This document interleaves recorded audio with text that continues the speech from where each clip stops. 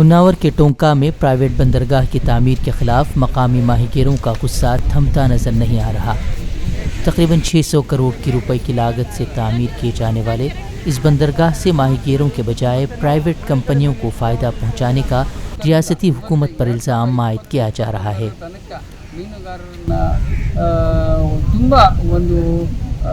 Harassment ಹೇಳ್ತೇವೆ ನಾವು ನಮಗೆ ಯಾವುದೇ ರೋಡ್ ಬೇಡ, ರಸ್ತೆ ಬೇಡ, ಎಂಥದ್ದು ಬೇಡ. ನಮ್ಮೂರು ಇಲ್ಲೇ ಇರಲಿ, ನಾವಿಲ್ಲೇ ಇರ್ತೀವಿ.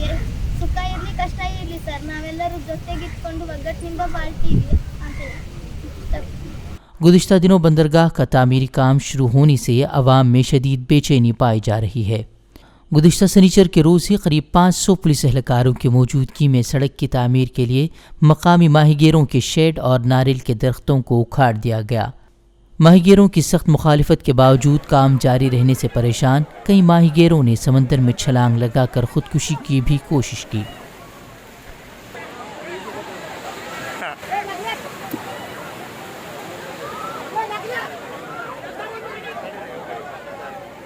फिक्र खबर के नुमाइंदे ने वहां पहुंचकर मकामी लोगों से बात की। माहीगीरों का कहना है कि ये तामीराती काम मकामी लोगों पर जुल्म से ज़्यादा कुछ और नहीं है।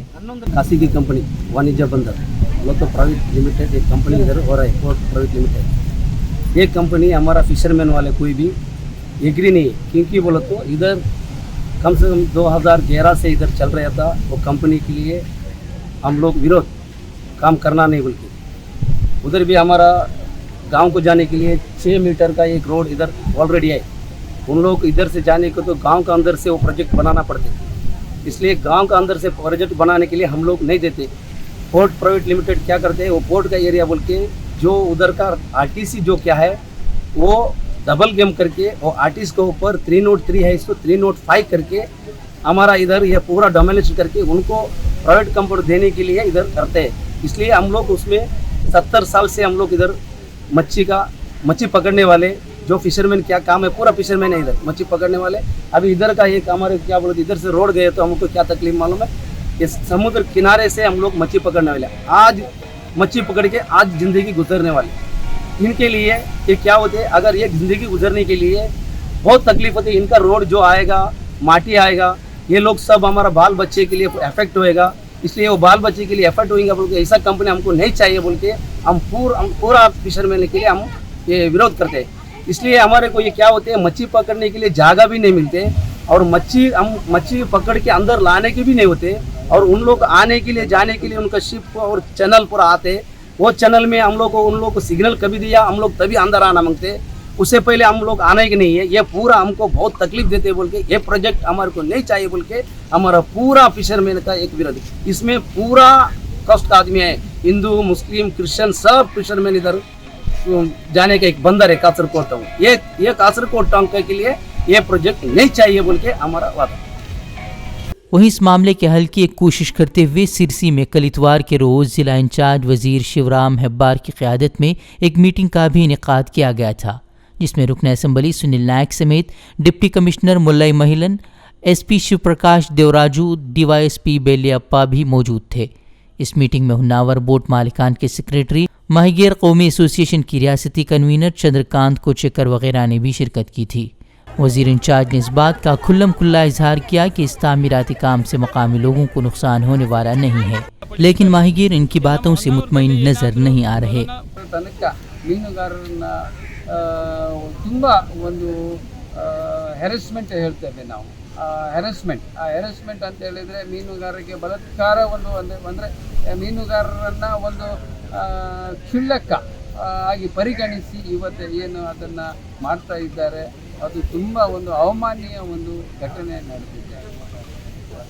ಮುತುವರ್ಜಿ ವಹಿಸಿಕೊಂಡು ನಮ್ಮ ಮೀನುಗಾರರ ಎಲ್ಲ ಸಮಸ್ಯೆಗಳನ್ನು ಆಲಿಸಿ ಸರ್ಕಾರ ಮಟ್ಟದಲ್ಲಿ ಚಿಂತನೆ ಯಾಕೆ ಮಾಡ್ತಾ ಇಲ್ಲ ಅನ್ನೋದೊಂದು ತೀರಾ ಒಂದು ವಿಷಾದನೀಯ ಸಂಗತಿಯಾಗಿದೆ।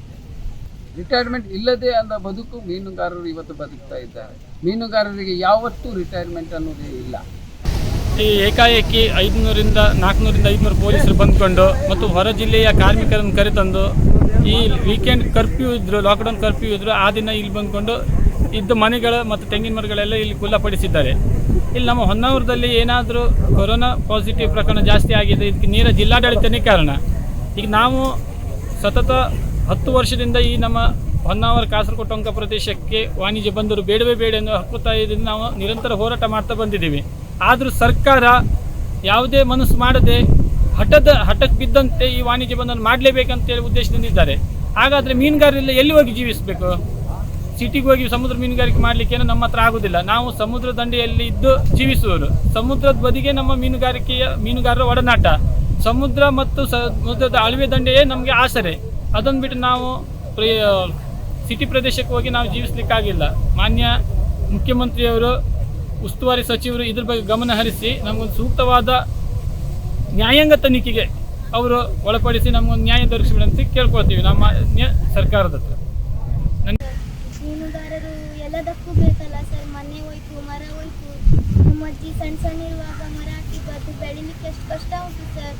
ಮತ್ತು ಒಂದೇ ಸಲ ನಮ್ಮ ಕಣ್ಣೆದ್ರಿಗೆ ಒಂದೇ ಸಲ ಮನೆ ಎಲ್ಲ ತೆಗೆದ್ರಲ್ಲ ಸರ್, ನಮಗೆ ಎಷ್ಟು ಹೊಟ್ಟೆ ಸಂಕಟ ಆಗ್ತದೆ ಸರ್. ಅವ್ರಿಗೆ ಗೊತ್ತಾಗಬೇಕಲ್ಲ, ಅವರು ಮನುಷ್ಯರಲ್ಲ ನಮ್ಮ ಥರ. ಅವರು ಮನುಷ್ಯರಲ್ಲ ಸರ್, ನಂಗೆ ಗೊತ್ತುಂಟು. ಆದರೆ ಅವರು ನಿಲ್ಲಿಸ್ತಾನೇ ಇಲ್ಲ ಅವ್ರ ಕೆಲಸನ. ನಮ್ಗೆ ಯಾವುದೇ ರೋಡ್ ಬೇಡ, ರಸ್ತೆ ಬೇಡ, ಎಂಥದ್ದು ಬೇಡ. ನಮ್ಮೂರು ಇಲ್ಲೇ ಇರಲಿ, ನಾವಿಲ್ಲೇ ಇರ್ತೀವಿ. ಸುಖ ಇರಲಿ, ಕಷ್ಟ ಇರಲಿ ಸರ್, ನಾವೆಲ್ಲರೂ ಜೊತೆಗಿಟ್ಕೊಂಡು ಒಗ್ಗಟ್ಟಿನಿಂದ ಬಾಳ್ತೀವಿ ಅಂತ. यहाँ के माहीगीर किसी भी सूरत में निजी बंदरगाह की तामीर के लिए तैयार नहीं हैं, लेकिन अब तक कई दरख्त उखाड़े जा चुके हैं और शेड वगैरह निकालने का काम भी अंजाम दिया जा चुका है। अब देखना ये होगा कि माहीगीरों के इस एहतिजाज को हुकूमत कितनी संजीदगी से लेती है और उनके मसाइल को किस तरह से हल कर पाती है। हमसे जुड़े रहने के लिए हमारे चैनल फ़िक्र ख़बर टीवी को सब्सक्राइब करें, वीडियो को लाइक और शेयर करें। मज़ीद ख़बरों के लिए लॉगिन करें फ़िक्रखबर.com।